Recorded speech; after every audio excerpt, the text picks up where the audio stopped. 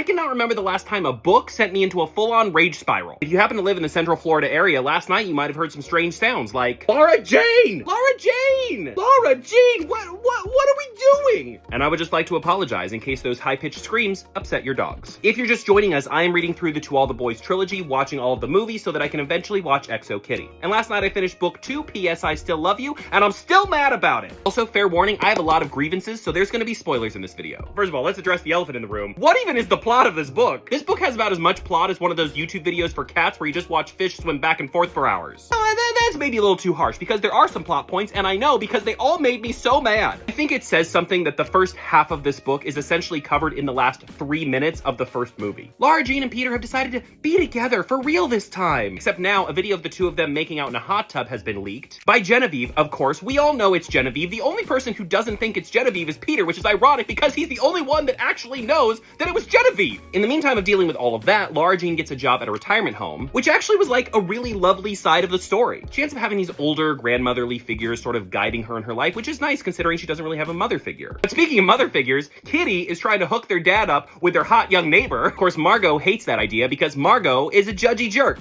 as usual. Obviously, I'm on Team Kitty. Get dad back out there. He works so hard. He deserves a young hot neighbor once in a while. But the grand majority of that first half of the book is Lara Jean and Peter dating, constantly fighting and arguing mostly about Genevieve. And amidst all of this, a new player enters the arena by the name of John Ambrose. Sweet, lovely, prince of a human, John Ambrose. He's confident, he's kind, he's not obsessed with his ex. So tell me why on earth Lara Jean chooses Peter? Are you kidding me? Somehow Peter uses his magic mind ab powers to gaslight Lara Jean into thinking that she was in the wrong the whole time. And yes, Genevieve is going through a tough time, but that does not excuse the constant manipulation that she exerts onto Lara Jean and Peter's relationship. Also doesn't excuse Peter from always being at Genevieve's beck and call like little puppy that comes when you ring a bell. If I was Lara Jean and I chose Peter over John Ambrose, I would want one of my friends, Chris or Kitty or whoever, to punch me in the face just to wake me up from delusion land. You could have had it all, Lara Jean. You could have danced old-timey dances at retirement parties, made out in convertibles under the moonlight, had a healthy, mature relationship with a man who isn't pseudo-seeing his ex on the side. But no,